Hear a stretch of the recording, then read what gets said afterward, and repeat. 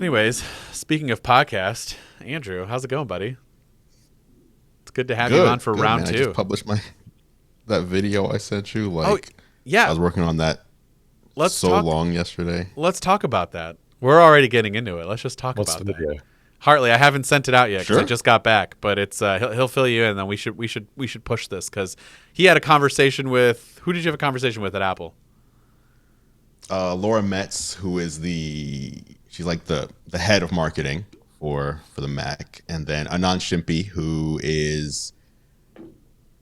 he's not like the main guy in the keynotes that talks about like the chips, but he's like one of the top guys when it comes to making Apple Silicon. Right. Super smart. And then Tuba Yelchin from the Pro Workflows team, which I thought was one of the most interesting because the Pro Workflows team is that team Apple put together when they announced that the 2013 Mac Pro sucks and we're making a new Mac Pro. Back in 2018, they announced it like in advance, which is rare for them. And then they announced this team they put together of professionals who are going to do their work at Apple so Apple can like observe and get direct feedback as to what they need from their computers. So they kind of have been informing what the MacBook Pro and the Mac Studio and the next Mac Pro like should be, because it's actually the people that do the work. So she's done like 3D effects for like Hollywood movies and stuff. That is awesome. Yeah. And for them to go on the record like that, because usually like Apple's like, okay, either they're quiet or they'll answer your questions, but they'll be like, this is on background, so you can't like attribute it to Apple. We'll give you the answer, but when you talk to like your followers about this, you can just talk about it, but you can't say Apple told me this. So this is them actually giving me 30 minutes on the record, which it's so rare and crazy. So, Well, that sounds super insightful. Definitely check that out. It's up on your channel right now, right, Andrew? it is. Okay. Are we recording right now? We are recording right now. I didn't even tell you. I didn't realize. Yeah, We started. Okay, great. Hi, everyone. Yeah, so the last time you were on, we did the whole like intro and all that, and Hold on. it's Do you nice need to record my side? No, we're good. Okay. No, we're fancy over here at MacRumors Show Studios. Nice. Which, by the way, we were getting into a conversation. I don't know if I'm going to include that or not, but all of this stuff behind me will eventually be changing. I'll be moving into a new studio, so the next episode will probably be even more deconstructed than it is now. I don't know. I might be at home. I have no idea where I'm going to record. Wow. But Basement. But we're also changing up the format. Oh, yeah, the basement would work, but we're also changing up the format now. So last time we just kind of did whatever, and now we're going to get into a main topic. But before we get into a main topic, we're going to get into like some bite-sized news. And your video is the first thing I want everybody to check out, and that leads us into our first little bite-sized topic. And you probably should have asked the team that there might not be a new Mac Studio now in the future, and that it's going to come to like the Mac Pro is going to take that over. And what is this whole deal? Have you heard about this new Mac, like the no Mac Studio update that's going to be happening? I've heard about this. I just don't know that I buy it. Well, it's just not going to come with the M2 Max and the M2 Ultra. And Hartley can fill us in more because he probably wrote the article that this is based off of anyways. Hartley, take it away for us here. And be sure to tell us who he did write the article. I just checked. Gave this who gave us this information. Where's it coming from? Well, it's coming from So who's it coming from? So this comes from comes from Mark Gurman. This was in his most recent newsletter. So it's legit. And what he believes is that because the direction of the Apple Silicon Mac Pro has sort of changed, and because Apple has grappled with these problems around sort of keeping it modular, but also now not offering what would have maybe been the M2 Extreme chip, and offering a higher level of performance, it's basically going to be just as powerful as the next generation Mac Studio would have been. So it creates this problem of sort of cannibalizing the Mac lineup. And initially I sort of raised a bit of an eyebrow to this because I thought, I don't know, I think that the Mac Studio is different enough because it won't be modular. So it could still be justified in the lineup. But the more I think about it, the more I think of things like the iMac Pro, which was a one-off device that was just left in the lineup. It virtually wasn't updated. I think it got one minor spec bump, but that was it. It was just an interim device in between the two different Mac Pros. And then even something like the Trash Can Mac Pro, which was never updated. It just stayed in the lineup inexplicably. And maybe the Mac Studio will just be one of those things. I am going to be contrarian and say no. I don't think that's the case. I don't think Apple, a lot of these products that you just mentioned were from a previous regime, right? I think when Apple announced the Mac Studio, I think the point was, I'm thinking in my head, you have a studio of people who work on something. Some people are going to need a Mac Pro and some people won't.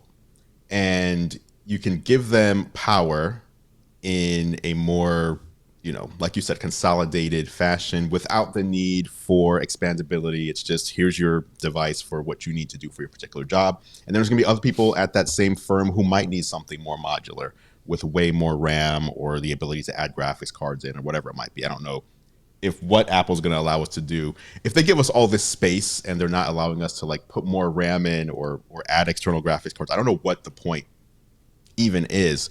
But one thing we touched on when I was talking with them, and obviously it's not the same thing, but I brought up the fact that for the first time, the Mac Mini gives you the same power as a MacBook Pro, which that's just never been the case in the history of the Mac Mini, which I think is almost 17 or 16 years now.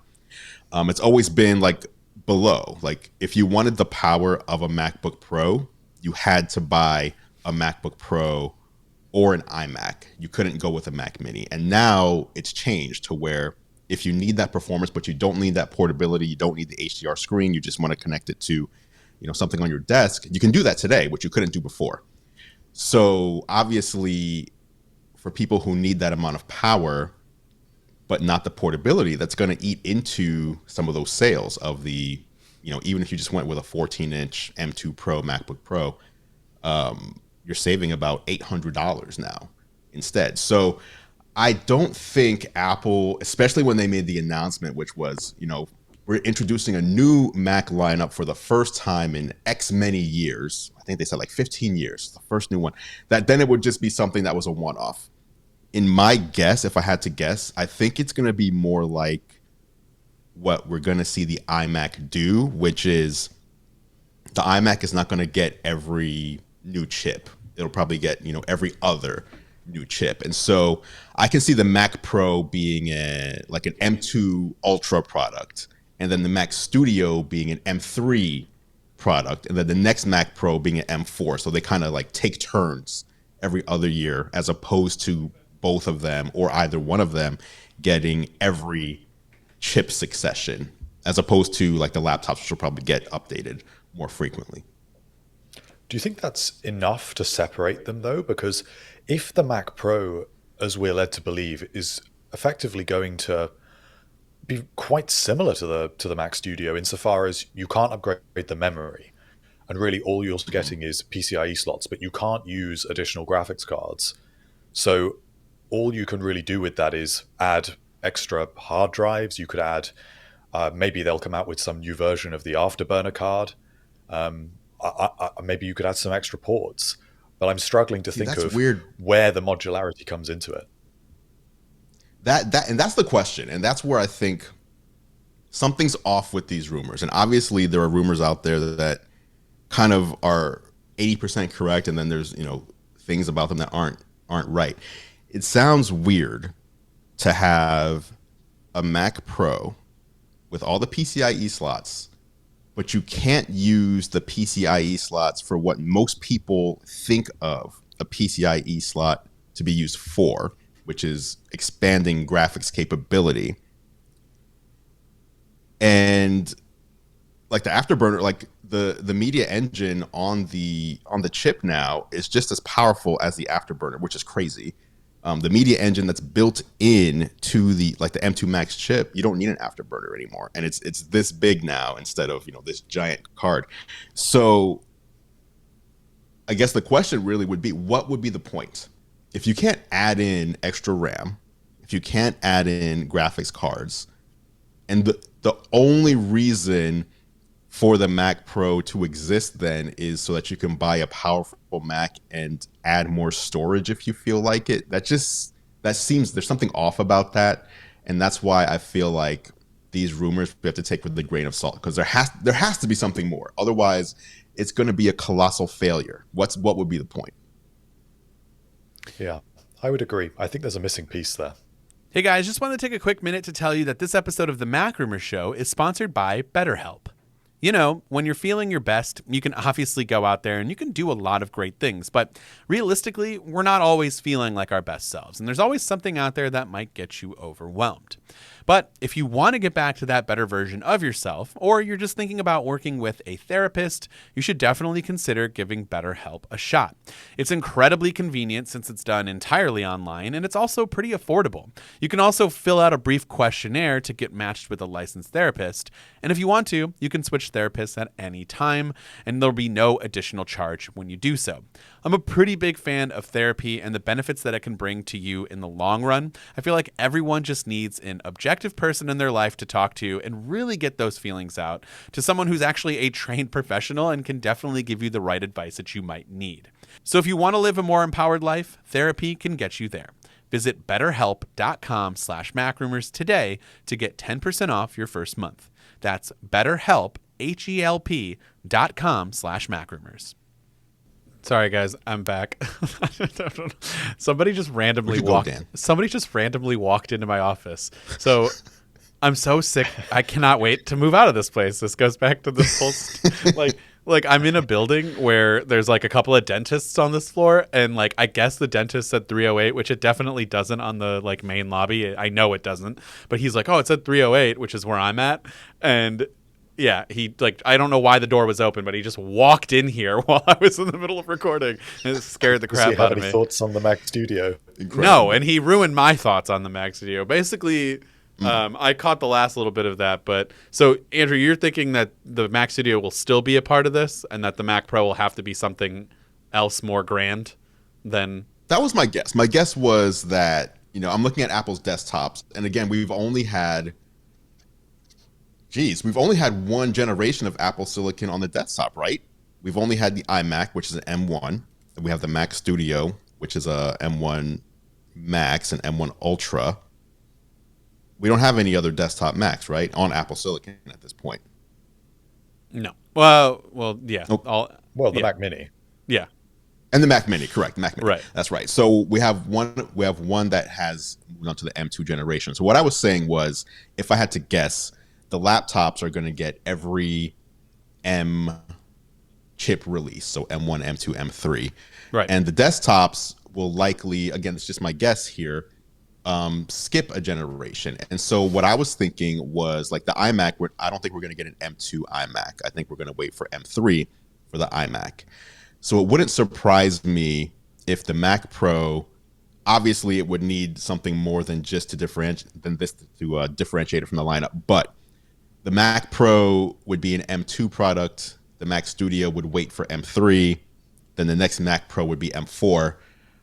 That's not enough to differentiate the line, but I can see the desktops not getting updated on the 12 to 18 month schedule that we're seeing the laptops. I just don't think they're going to release the Mac Studio and then just never touch it again. That just feels strange. Well, yeah. So that's the thing with this Apple Silicon Mac Pro, is that they're saying it's too similar. So like they're not going to just touch it because the power is going to be the same. So I mean, yeah, I'm hoping they figure out a way to be able to upgrade RAM and SSD storage with Apple Silicon, because that's really going to ruin things when it comes to the Mac Pro, in my opinion. It can't just be PCIe like you said. It really can't be. But yeah, and what would be the point? Like, what would be the point? Well, PCIe is flexible, and there's tons of other things that you could do. Yes. Besides just like what we use what we have in our Mac Pros. But it's still not like being able to toss in a new GPU or being able to upgrade your internal SSD. Yeah, I have 32 terabytes of storage in my Mac Pro right now, but that doesn't do me any good if I can't boot off of that and it can't be internal. Like it's good for storing large files, but it's not great for like your entire Mac's performance as a whole. It doesn't really affect that in any way. So I don't know. Right. And it would just be strange, in my opinion, to say we've already showed you what we can do. Like a lot of the Apple Silicon story is look at how much power we can put into something this small, right? The Mac Studio or even the Mac the Mac Mini in some ways is more powerful than the Intel Mac Pro, right? So they've already showed us we can squeeze all this power into a device this size to then go from that to, hey, if you want this power, we've already showed you we could put it in something that's about twice as tall as a Mac Mini. But now, from now on, you need to buy this tower in order to get it. It just something's weird about that to me.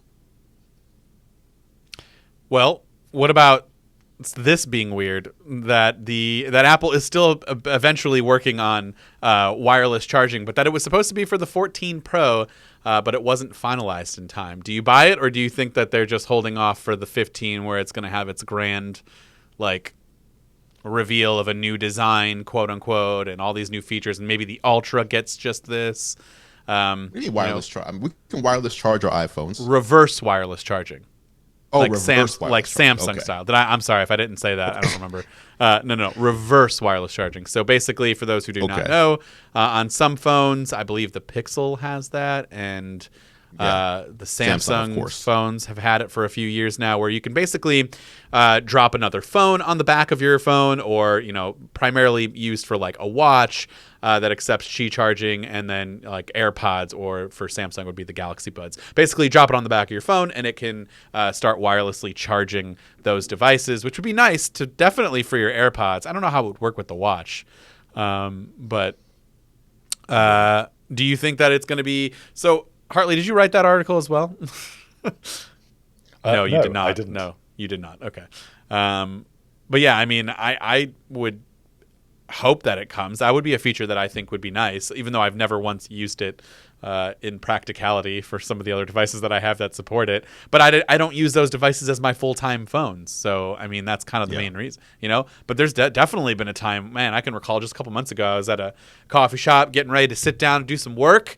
Take your AirPods out, and they're dead. And then I look in my bag, and I have no USB-C cable. Obviously, I didn't have wireless charger with me. There was nothing around.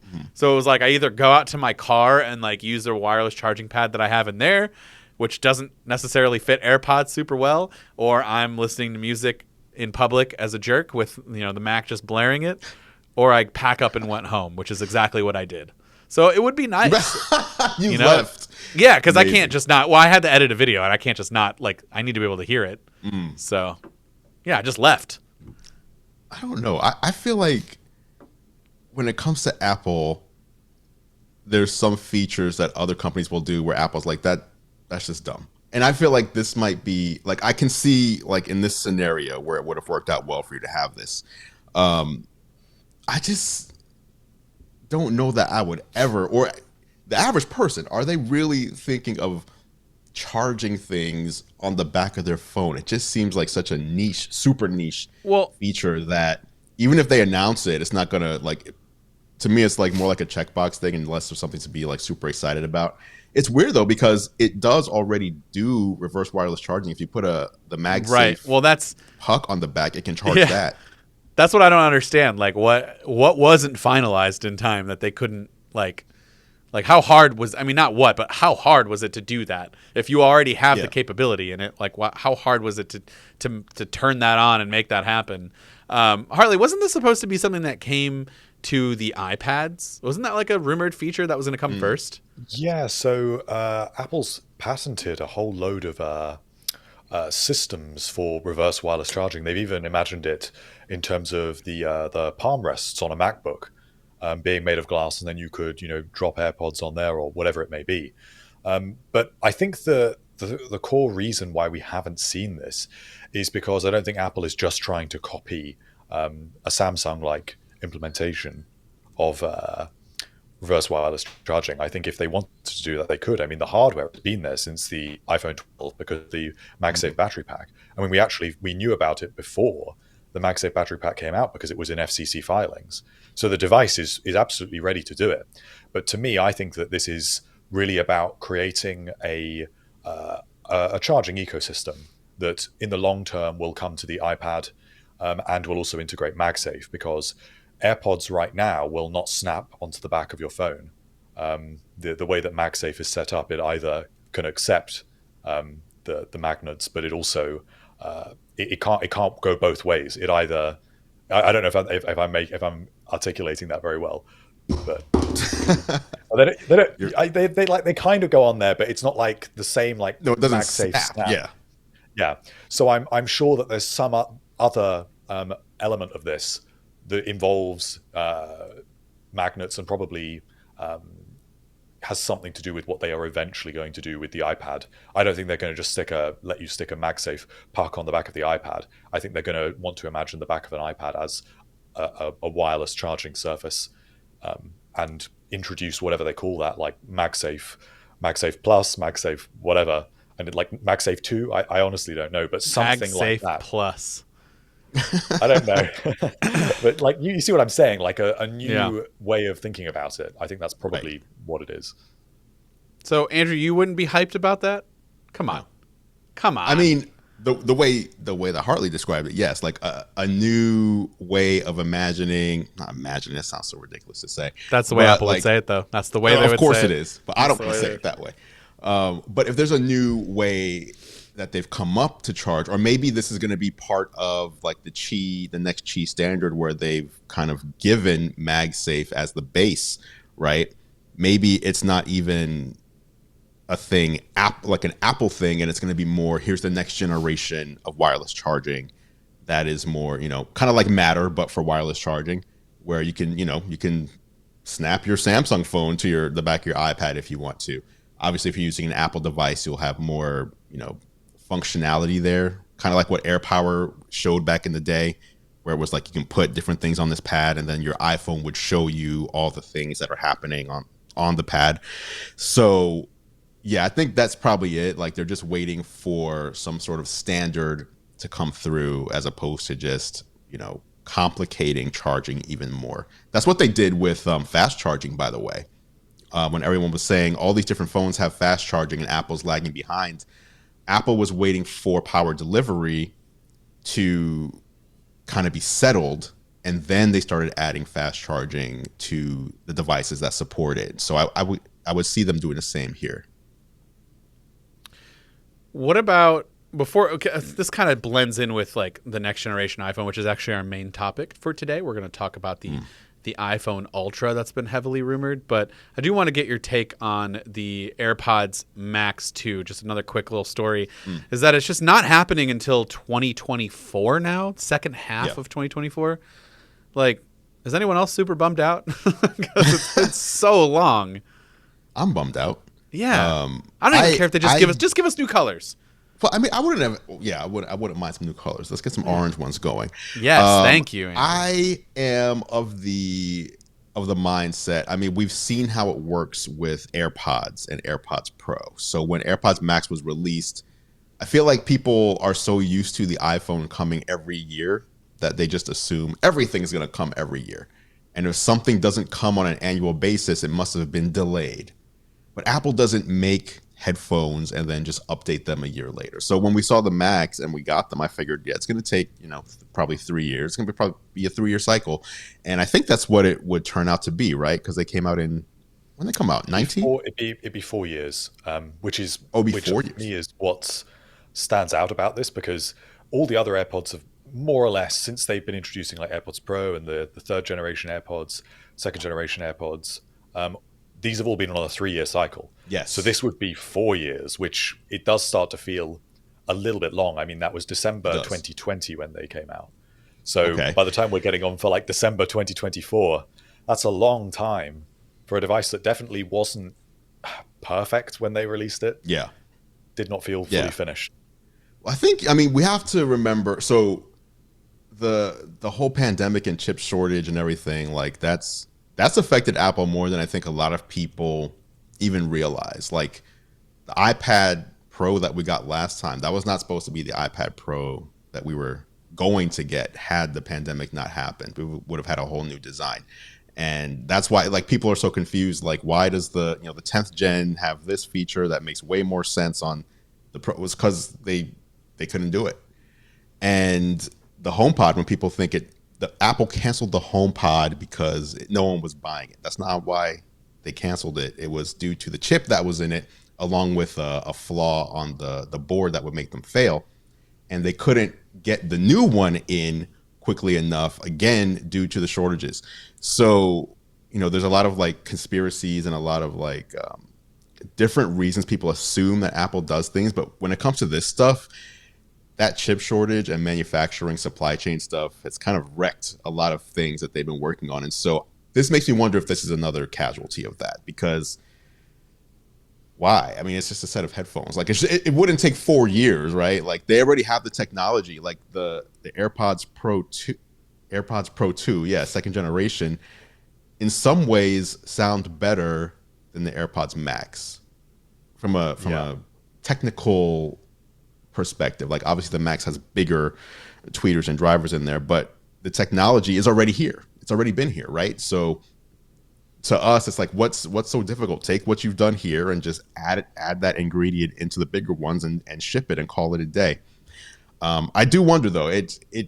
I love my AirPods Max and I'm not really complaining. It's not like when I put them on, I'm like, man, I wish there were new ones. But it's one of those things where I kind of can't wait to see what they're going to do next in this area, because I feel like as good as Google is with computational photography, Apple is as good in computational audio. Like, so it just makes me want to see, like, what are you guys going to do next, from the excitement perspective. But I don't put my AirPods Max on and feel like, man, these suck now.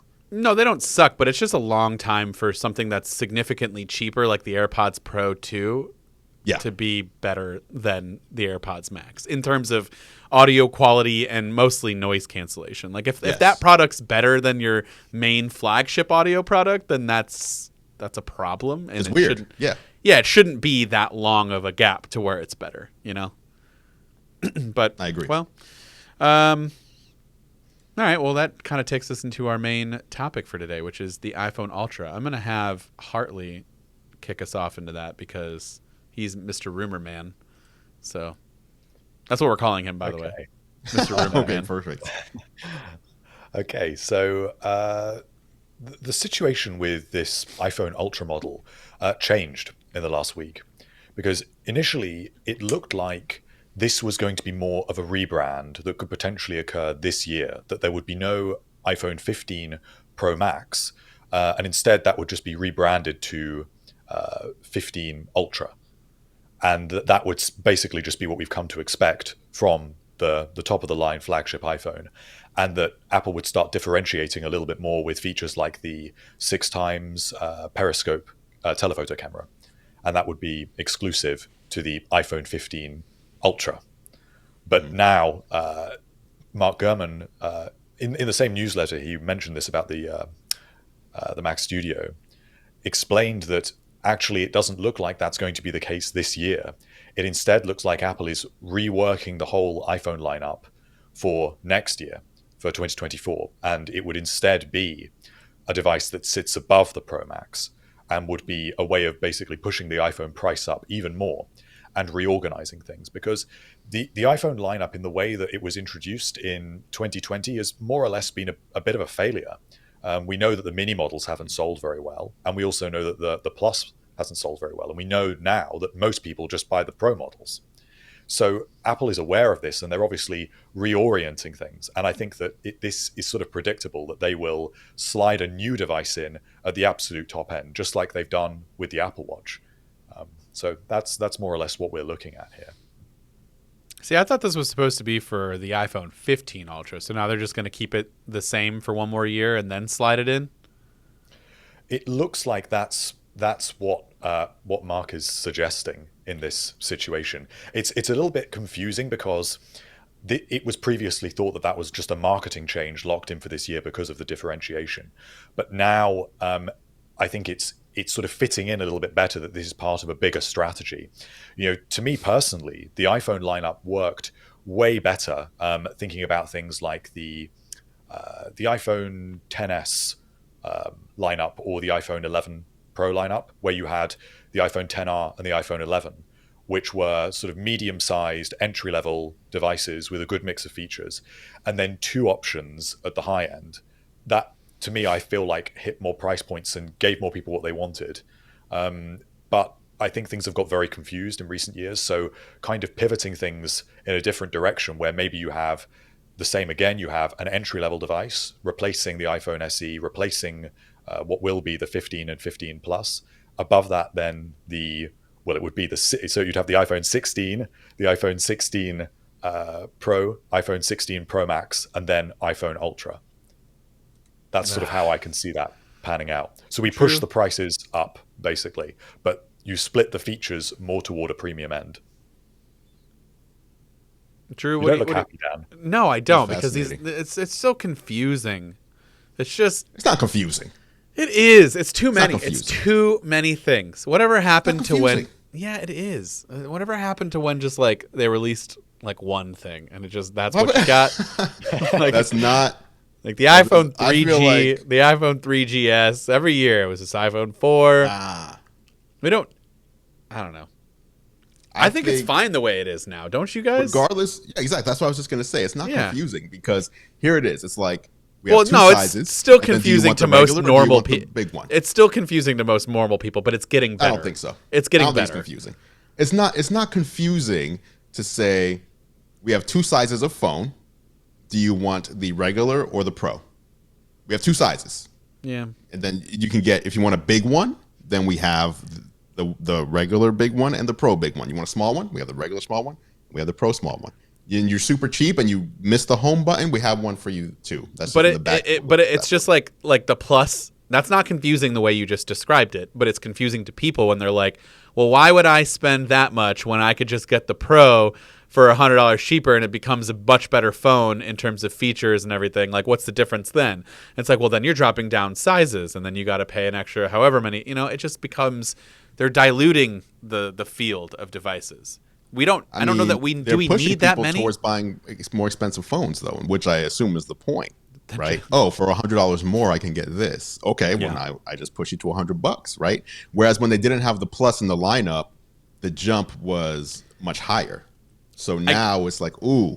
I guess I just need someone from Apple's business department to tell me, is that worth it? Because to create an entirely new product, an entirely new phone, simply to drive people to buy the more expensive ones, wouldn't it just have the same? What's the difference? Because I guess it wouldn't have the same effect if you just didn't have that middle ground one, right? Like if the Plus didn't exist, then no one would essentially buy that anyways, like they are now. No one's buying it.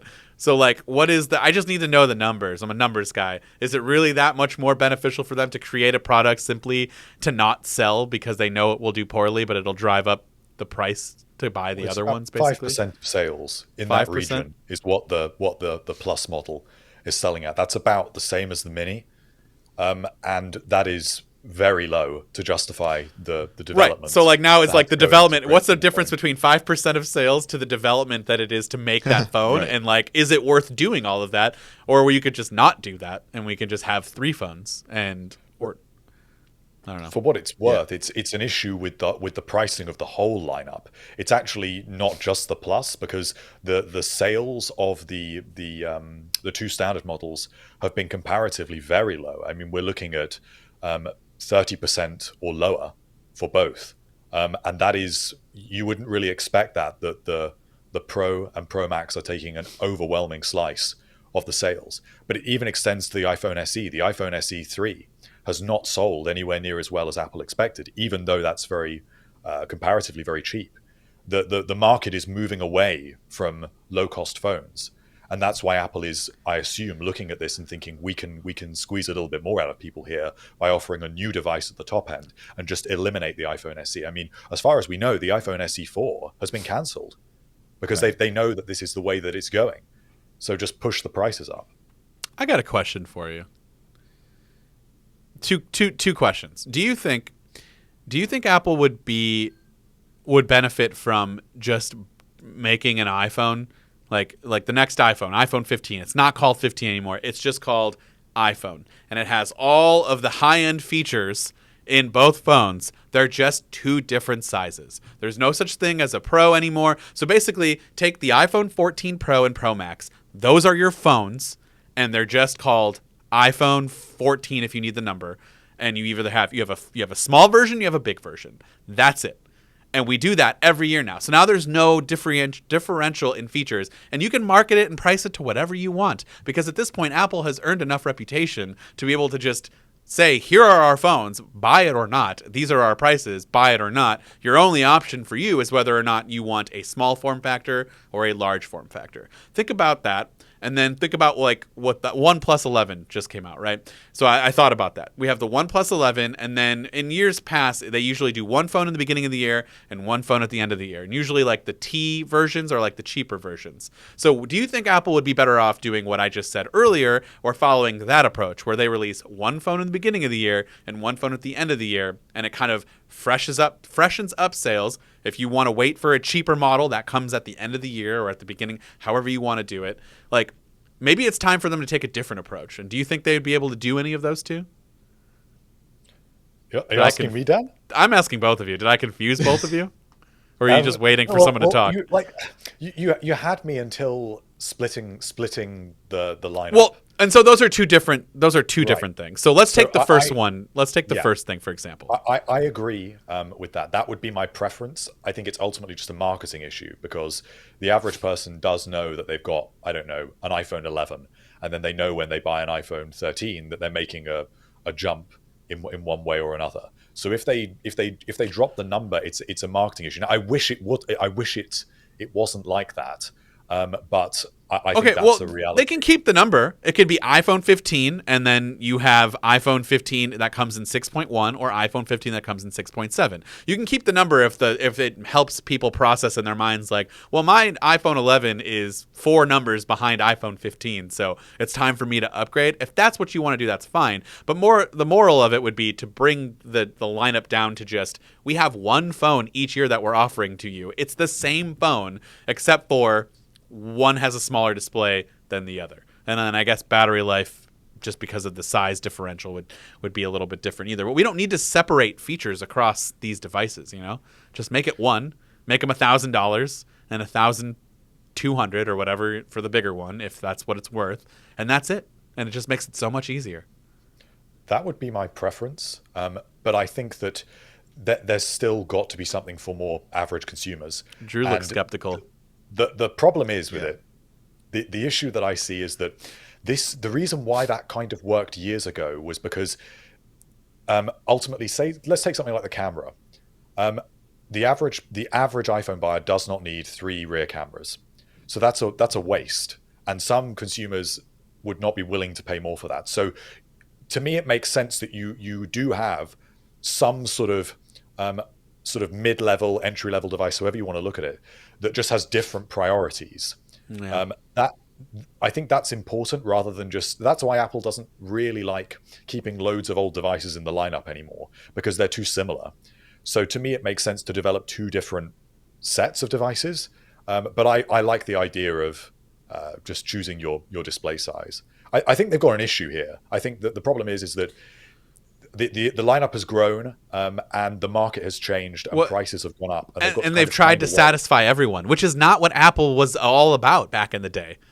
They're not the company that gives you choice. Or at least they didn't start like that. It was, here's our product, you buy it like this, and that's it.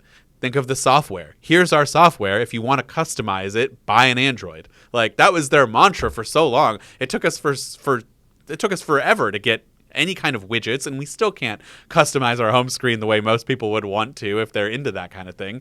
So I guess they tried to like sell a phone for everyone, and it's just not working.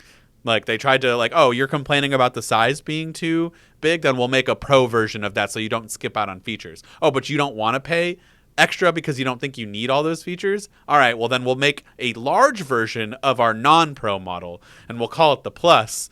And it has nothing to do with anything. Like, people just think that that's better than that, but it's not. It's the same phone, except bigger than the iPhone 14. So that's where I'm thinking, if you're going to keep doing that, then just call it the number and just stop referencing the sizes. I don't know. Do you think the rumor of a 15-inch MacBook Air is stupid? He's. I'm laughing because I really want a 15-inch MacBook Air, Mm. but I don't know. I think Apple's names are just atrocious from all across the board. No, I don't think the That's not rumor in naming. terms. Are you talking about the actual product itself? Talking about just the product existing. No, I think it's. I How think it's confusing would it be for customers to have a 14 and 16-inch MacBook Pro and a 13 and 15-inch MacBook Air? Do you think that'd be super confusing for people? no. It's not. I don't want to walk It's- into. we have- I don't want we to have walk two- into a trap where I sound like I'm going back on point, myself. The point is, But for like the MacBook computer, Air and MacBook Pro, yeah, I don't know. You're gonna it's paint the me in same. this. It's I like, know. We have the consumer level. Like, okay, right now, today, if you want something larger than 13 inches on your computer, right? And let's just say 14 inches is similar, right? If you want a Mac, Okay. a portable Mac, right? You have to spend. Think of how much the entry level M2 Air is. I believe it's $10.99, right? So if you wanted something, which product? the M2 Air entry MacBook Air? level, yeah, I believe it's $10.99. No, isn't it 9? Was it it's $11.99? more than that. It's was it? $11.99. Okay. $11.99. Okay. So if you want a portable Mac, but 13 inches you feel is too small for you, the 16-inch is $24.99. If the only thing you want is I just want a little bit bigger screen. I don't need everything else that this MacBook Pro does. It's more than twice the cost, or it's about twice the cost. So it makes sense for them to, if the rumor's true, put something out that's a larger version of the Air that does not cost $2,500 to start, right? It would be an upsell from the $11.99, so maybe $14, $15.99, wherever it might be. That's similar to what they're doing with the phones. Okay, so here's my argument back to make me consistent. Here's my argument to make me consistent because it just sparked me on that. I think MacBook Air is a stupid name, and that's I've said this before. It shouldn't. That We wasn't don't. the defense I was expecting. No. Well, let me Argument finish. is just the name. No. Let me finish. I think that's a stupid name in the sense that it should just be called MacBook. We should have a MacBook and a MacBook Pro. We should have a Mac. Well, let's not talk about that one because the desktops are also a train wreck. But it should just be iMac and iMac Pro, MacBook and MacBook Pro. Mac and Mac Studio is dumb. It should just be Mac and Mac Pro. But the Mac Mini has been around for so long now that they're just never going to change that either.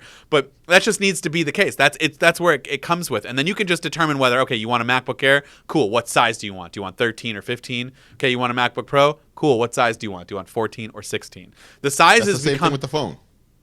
Yeah, and that's literally what the phone is now. and that's fine. That's what I'm saying. You said it's too confusing. We just don't need to make.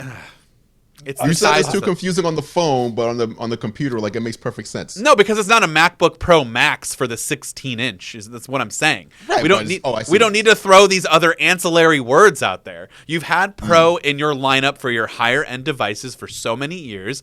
Keep it at that and make it like, what is a MacBook Air? The only reason why they called it MacBook Air in the beginning is because they put it in that stupid manila folder or the envelope and they're like, look, Yep. it fits, it's so light. Like, okay, we got it. Okay, now we can transition from that into being your regular MacBook. Just becomes and then don't forget they had a regular MacBook called the MacBook, sure. the 12-inch MacBook, and that was basically just a smaller version of a MacBook Air.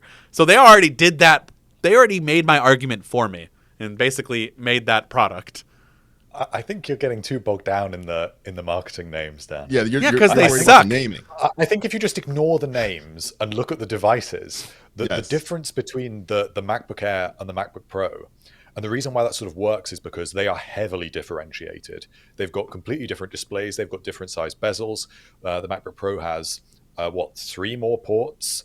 It's got it's considerably thicker. The keyboard even looks different. The display sizes are. Wait, doesn't the MacBook Air have a notch? I know that they're the display. Yeah, but the bezels are thicker.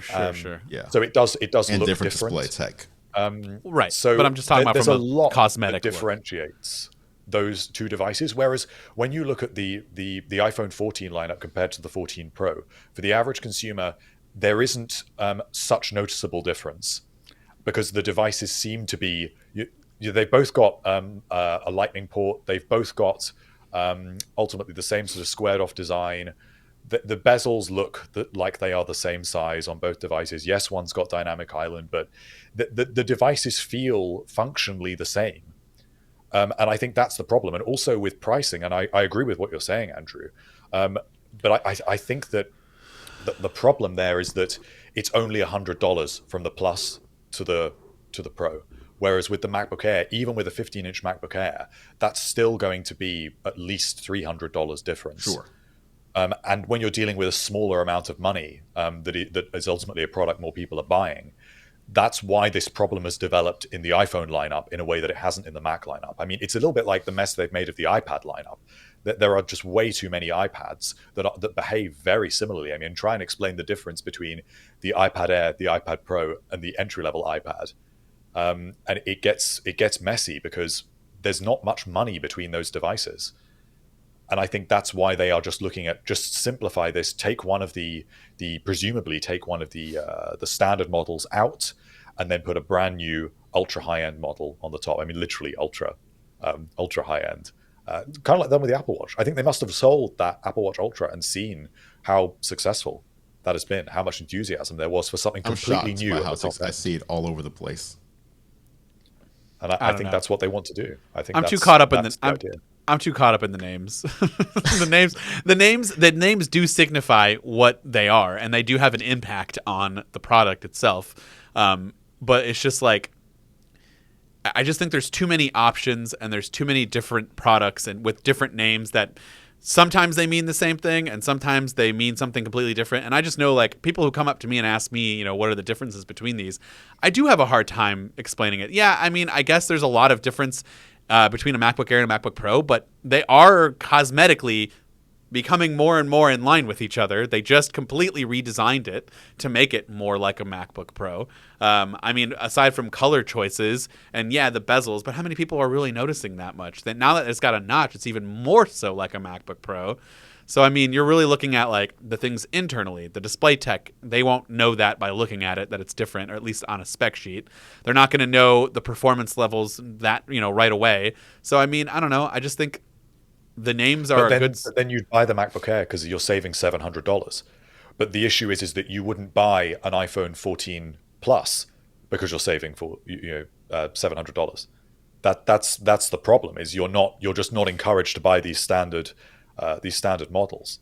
It's a mess. So that's ultimately the issue. Although you might be pleased if they drop the number from the iPhone Ultra, Dan. Maybe that's the start of it. Well, just yeah, iPhone Ultra. Let's stick with the phones, okay? Because let's just do what Apple does and treat this product completely different than every other thing they have. Let's not worry about cohesiveness or anything. Let's just take the phone and let's just say they drop the numbers. So we'd have an iPhone Pro, and an iPhone Ultra, right? If that's the case. An iPhone Pro, an iPhone Pro Max, and then an iPhone Why Ultra. do we need the Pro Max? Why?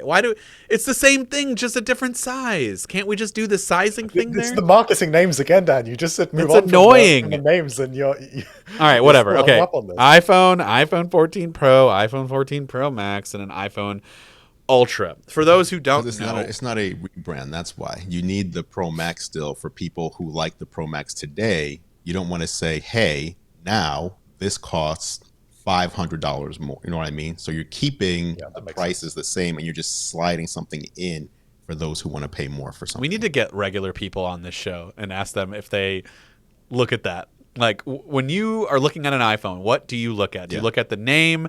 Do you look at the price? Do you look at the features? Like, what ultimately makes you decide, oh, I'm thinking about getting the Pro over the regular? Like, what is your thought process to get you to that starting point? But with that said, with all of these new things pointing to 2024, how does that affect 2023? Because we were expecting this to be an Ultra. So is it going to be the full redesign, the USB-C, like all of those new features, and they're just going to keep it with the same like name that we have now? Hartley? I don't think so. I think that if they are introducing a completely new model, you can expect the Well, it will just mirror the Apple Watch insofar as the Apple Watch Series 8 was no different to the Apple Watch Series 7 functionally, other than just a couple of little changes like the temperature sensor and crash detection. Okay. If all of their development energy went into the Ultra, so if you imagine we're in 2024, the iPhone 16 Pro and 16 Pro Max could be very similar to the 15 Pro and 15 Pro Max because all of that energy is going to go into the new iPhone Ultra. And it also means that if you think about just how different an Apple Watch Ultra is from a Series 8, hopefully you would be able to expect a similar level of difference in terms of the materials, the design, and also some clear differences in terms of functionality. Like think of something like the action button on the Apple Watch. That is a physical difference. We should hopefully see things like that. I mean, Mark Gurman suggested that maybe this would be the first portless iPhone, and that will be one of the things that differentiates it. To me, I can't reconcile that if it's targeted at professionals, that if you're going to say it's good for cinematography and then you want to get your footage of it and you've got to use some other solution. But we just bought an iPhone 15 with USB-C, potentially Thunderbolt, and we're getting those crazy transfer speeds, and now you're going to go portless and you're going to make me rely on what exactly? AirDrop? Because that ain't happening. So I think that's I mean he's clearly just speculating when he says that, but I think the point is that there's got to be something. There are got to be a set of features that are tangibly different to what they will offer on the Pro Max model from that year. So I don't know, what would you guys like to see that could really be something at the absolute top end? Well, that's where I'm still really push things to the new horizon. That's where I'm still confused, because I feel like the phone that was rumored for this year, which was supposed to get that Ultra name, like I want to see those features this year because that's what I was told was going to happen. Which ones? Like the titanium, having that new design, having USB-C, having the periscope lens, having the ability to, wasn't the reverse wireless charging? Wasn't that supposed to be for this one? Or yes, so you'll still get those. That's still on the table for both Pro models this year. The question is, where do you go beyond that? Yeah, that's what I have no idea. A new path, right? And to me, I mean, we got to go into this concept that we saw this week, because I love this concept that was shared on Twitter. Oh yeah. Let me see if I can pull it up and put it on the screen so everybody can see. So you guys keep talking though. I think his name is Jonas Daynert. I don't know if I'm pronouncing that correctly. And this effectively, if you're listening to this, it imagines an iPhone with the exact design of the Apple Watch Ultra. So it's got the action button in international orange. It's considerably thicker with a sort of starlight glass back, and with the sort of the rounded design. Can you guys see that? Okay.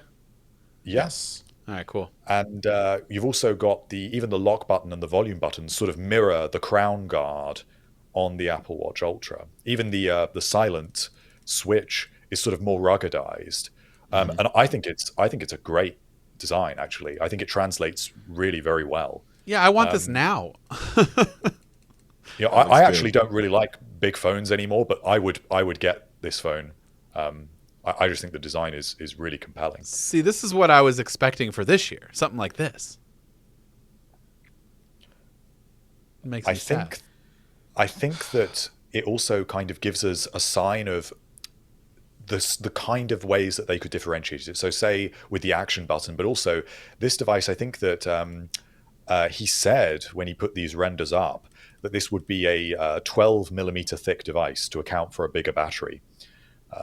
And with the buttons pushed out to the edges, and with the front glass that kind of protrudes a little bit from the frame. Why does this look so good? That's going to create a lot more internal space for a battery. And obviously this is pure speculation. This is not a rumor.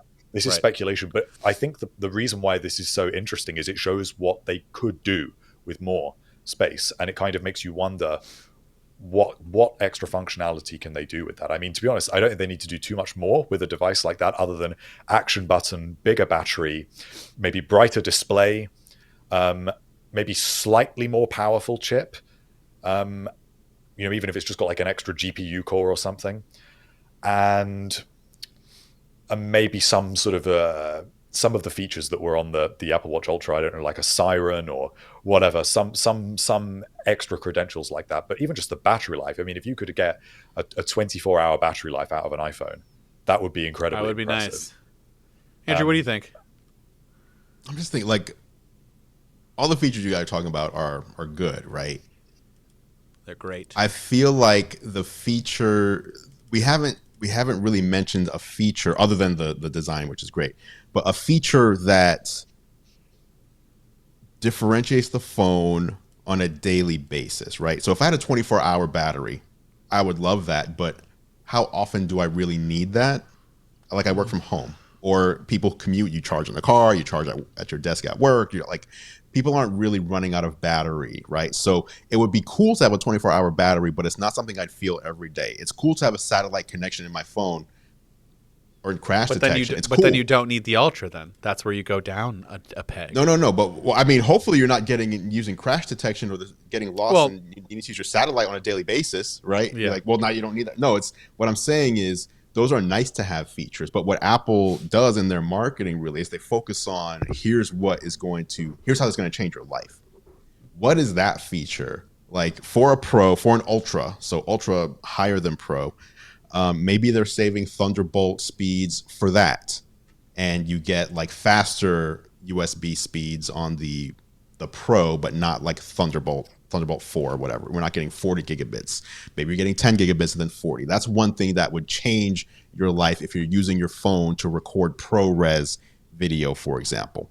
But what are the other things? Like, I usually try to think, what is Samsung doing? Because Samsung is kind of the opposite, where Apple kind of sits back and tries to perfect something, and Samsung's like, we want to be first with it, so we're just going to go in, 200 megapixels, here you go, 100x space zoom that looks terrible, but at least we have it. Whoa! It does not look terrible. Have you seen those? Have you seen those pictures of the moon? It's crazy. That's literally the only thing you can take a picture of with 100x this is true. That looks this decent. Is true. The moon. Everything the moon looks really good though. If it's on Earth, it looks bad. I don't want to be on Earth. I've seen enough of Earth. I want to see more of the moon. but things like that, like what can they do? Like, Wi-Fi 6E would be an example of something, but I don't think they're going to like save that just for the Ultra model. But no, that should be coming this year, right?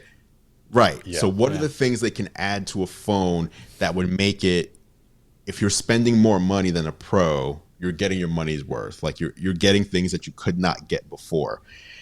And I feel like the thing with Apple is they surprise you in ways you didn't expect, kind of like the dynamic island. None of us expected that.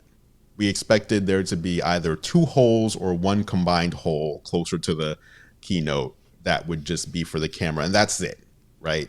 So that is the thing that I can't.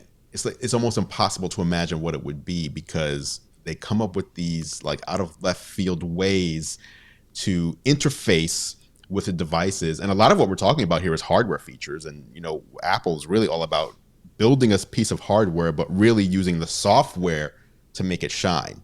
So what would be the software differentiation between, or the things you can do with an Ultra phone that you can't do with the Pro, and certainly can't do with an entry-level model? The only thing that comes to mind now is really going portless, because think about if they were able to fix, I don't know, some crate with Wi-Fi 6E and using Wi-Fi and Bluetooth combined to improve AirDrop to where it's lightning fast, to where you don't need a cable anymore. And then the 24-hour battery thing does make more sense. And it's like, okay, we gave you 24-hour battery, so you won't need to be charging all the time. But when you do, you can drop it on a MagSafe charger, and it'll charge up. Boom, you're done. And if you're worried about, you don't need a port anymore, so don't worry about it. We put an extra, I don't know, what would they put in there? What is the port? It doesn't take up that much room. Can they put something else? They could put a bigger battery in, or they could more speakers. They could add an extra speaker. Yeah. So I mean, or under display fingerprint sensor. I don't know. Finally, that would be an interesting one. Yeah, takes up the room. I suppose I see what you're saying, Andrew, but to me, the Apple Watch Ultra doesn't tangibly offer that extra level other than battery life. I mean, I don't know if I'm forgetting about something, and I'm missing some sort of feature that does really improve day-to-day life. I mean, I don't have an Apple Watch Ultra. I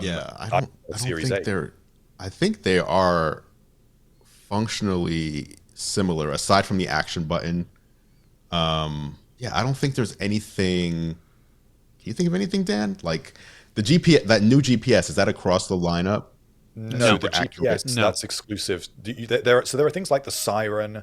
There's things like the, as you say, the GPS, and I mean, obviously the water proofing and yeah. There's the also durability. there's also a specific night mode watch face, which I mean, Right. I don't know how much of that But could be I guess my replicated, point but is that they don't necessarily need to offer life-changing features. All they need to do with this phone is they just need to offer a little tiny bit more to justify charging you an extra $200 in a different design. If that's because that's basically what they've done with the Apple Watch Ultra. and honestly, I want it to be this design. So I don't know what we have to pay Mr. Jonas Danhert. I'm really sorry for you pronouncing your name wrong, but like, get this guy on board, make it look like that. All he did was just take your Ultra design and make it into a phone. That's a great idea because it looks good. And it's nice to get that can't- design parity as well. Yeah, but you know don't they know don't that care we can- about I don't parity. know We we just can spent look. 20 minutes on that. I don't think we can really look to the Apple Watch for too much inspiration here. You're right. Yeah. Because if you think of the Series 7, if you wanted the titanium Series 7 with way less than what the Apple Watch Ultra offers on the Series 8 generation, it was more expensive. So the titanium Series 7 was more expensive than this Apple Watch Ultra. And they don't have something like that they can do on the phone unless we go back to the idea of the Pro Max becomes the Ultra, but also somehow becomes, cheaper than what the previous year's Pro Max was. And the $200 difference on a watch, I don't think we're going to see a $200 difference on a phone. I think it's going to be more like I hate to say it, like $500 difference. No, how much more can you go? These are getting I mean, outrageous. So unless, and I don't know if they're going to do, I don't know that they would, unless prices drop across the board. We have, correct me if I'm wrong, 800 for the entry level 14, right? 900. Is it 749? Is it 749?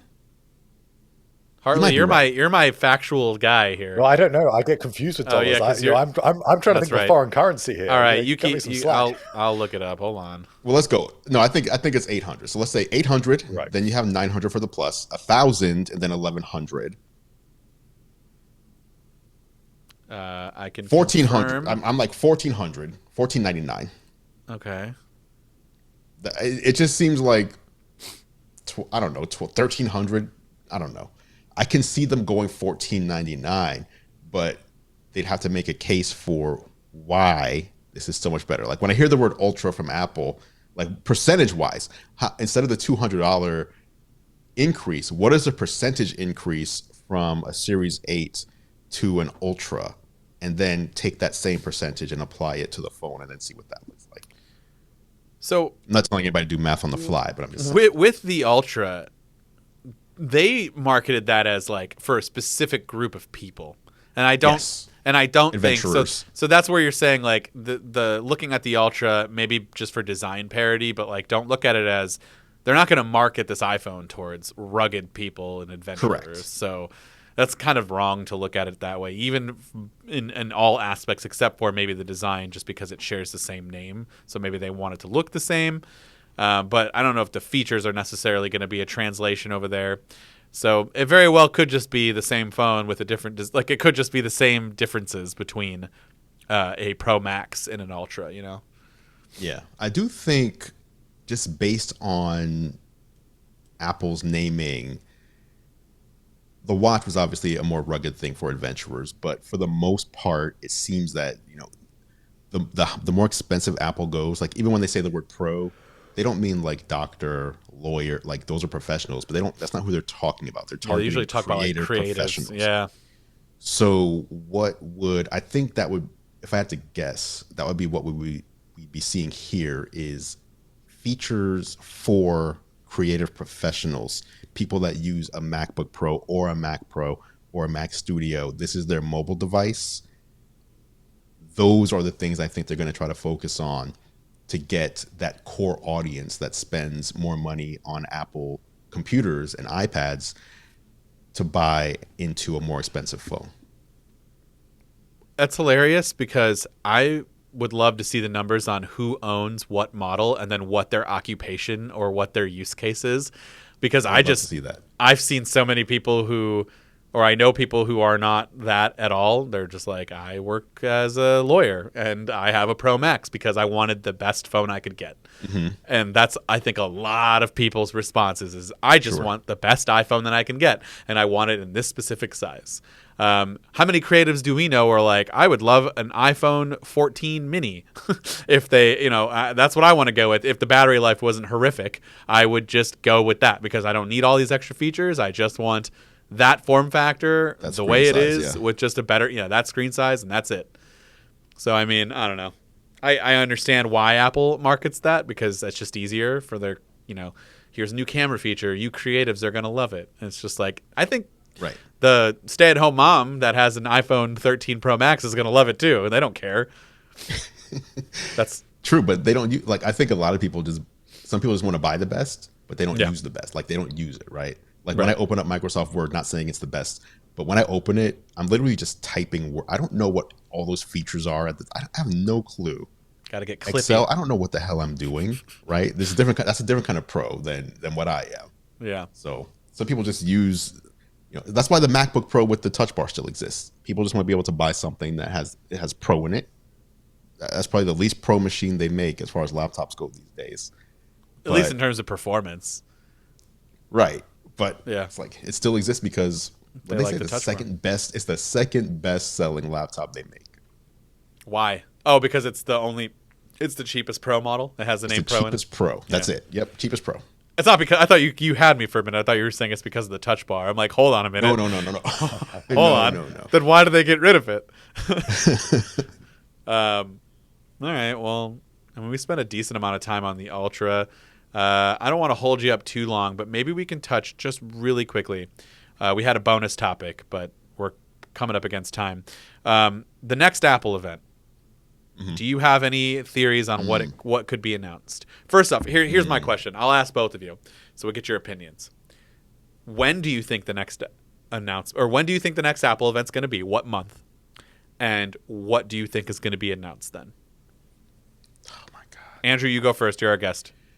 I mean, usually I would say we're looking at, if I was going to put money down, I'd say March. Okay. And I would say it would be an in-person event, going back to the days of in-person events as we've seen with the iPhone.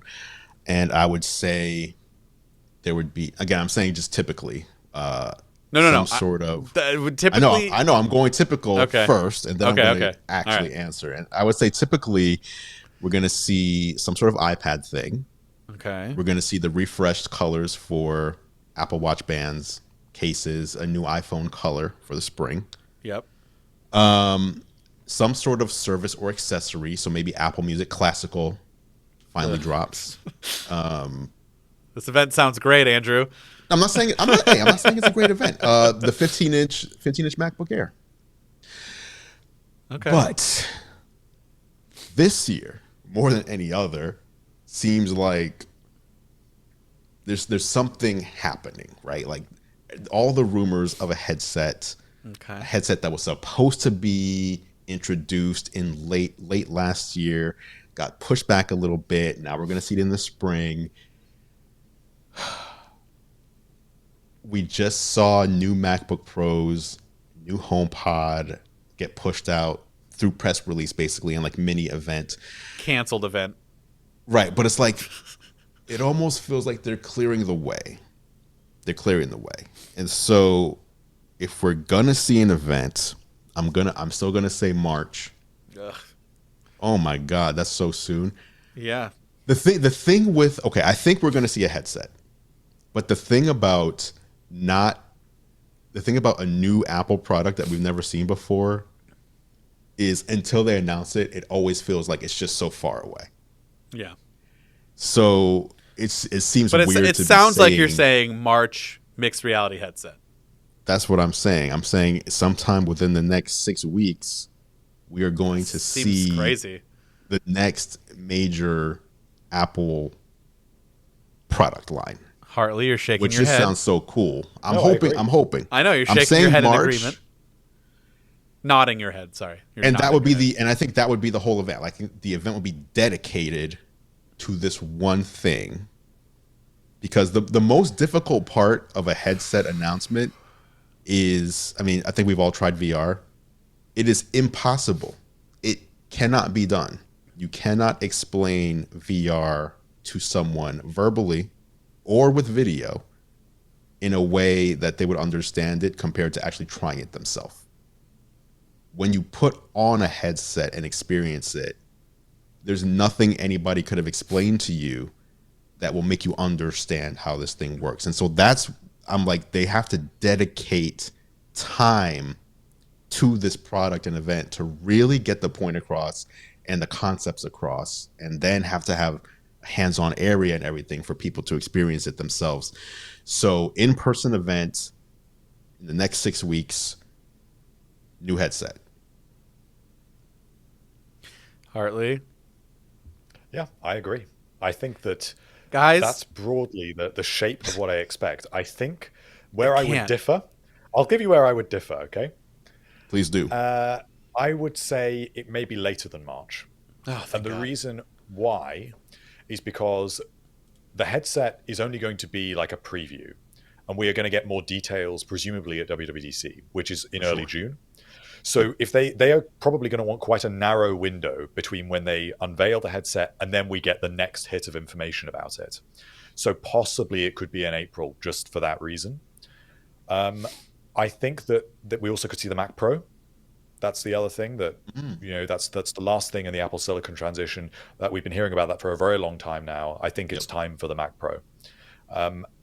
15-inch MacBook Air, maybe, potentially. I personally think we'll wait until M3 at the end of the year for that. I think it's a little bit too soon for the 15-inch MacBook Air. I think the timing doesn't quite work with the chips. No iPads. I can see it being something like...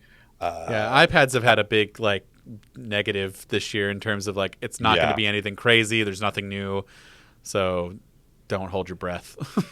I think iPad's unlikely, but so I can imagine the event starting with something like Apple Classical. I think that's a great idea. You know, a little thing to kick it off, you know, to lower your expectations a little bit. Then we go maybe into the Mac, maybe 15-inch MacBook Air, but we go into Mac Pro, and then that's what the emphasis is. You know, the crown and glory of Apple Silicon, and then we go straight into a one more thing, and that would be when the headset introduction takes off. And I agree, it's got to have hands-on.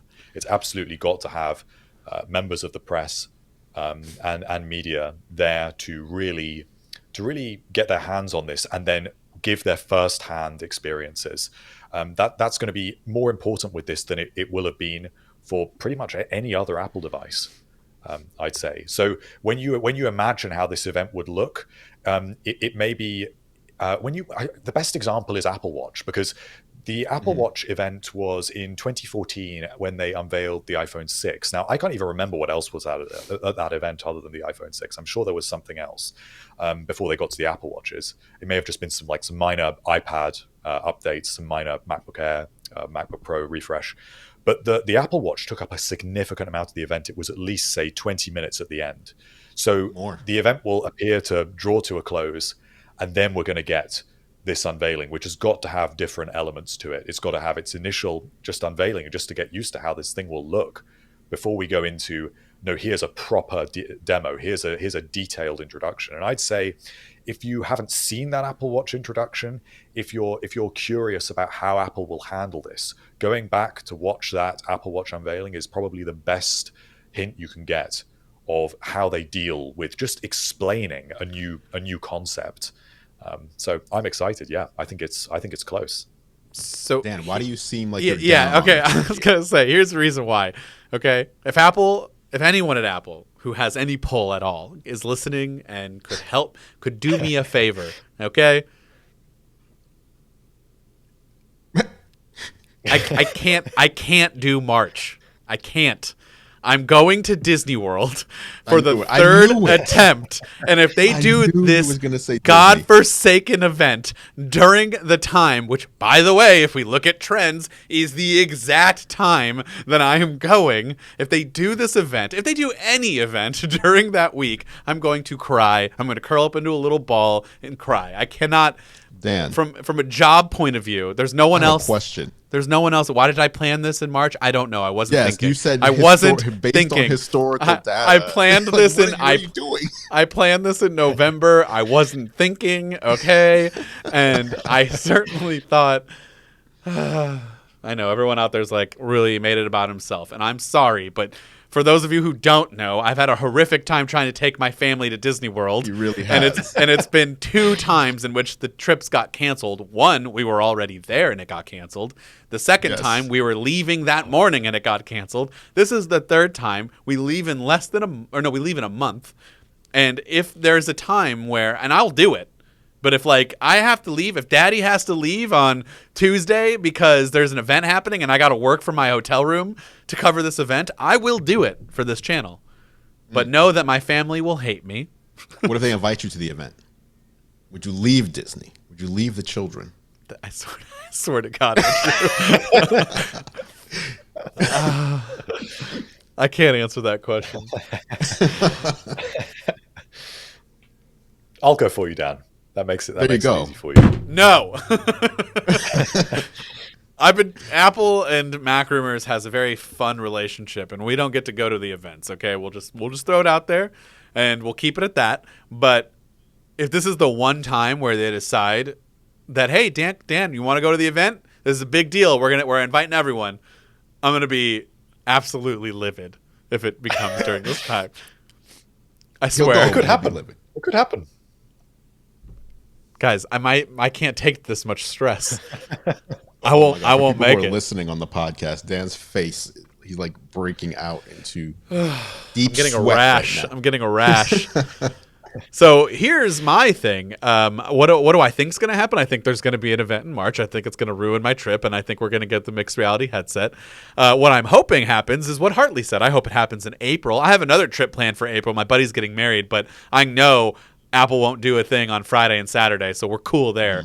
So like if I have to leave a little bit or work from Hilton Head, no one cares. Like that's fine.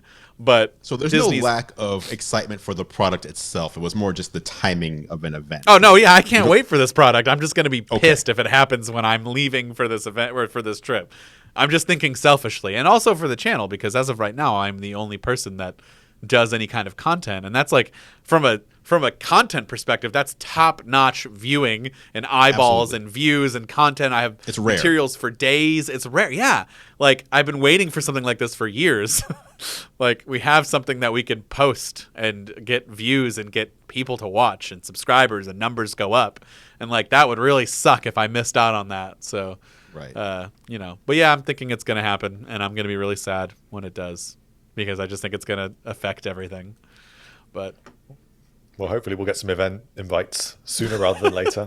And it'll I just put you want out to of know your when it's misery. going to happen so I can plan. Yeah, you just need to know. You just need to know, Yeah. and then you can come to terms with it. Yeah, like I'm going to get What real do they nervous. usually give us like 7 days, Yeah. 7 days notice or something. Usually, right? It's not it enough could be, time. It could be up to about 2 weeks theoretically. That's true. That's true. So that puts us like end of February. We should start hearing something. Could be. It all depends on when your trip is. You know, so someone at Apple is listening right now, just saying, "Can we Right. just move it to that?" Listen, I know people are that rolling their eyes thinking that we think we're important enough for people at Apple to listen, but I have on good authority that at least one person from the company has listened to this podcast. They pay attention for sure. I know for a fact. I have heard from a direct source, from someone who works there, that they listen. and not just in a retail store. You should clarify. No, yeah, not a retail employee, but like an actual person disrespect that to has an retail email employees. address that works at corporate at apple.com. Oh, do store employees get email addresses? Probably.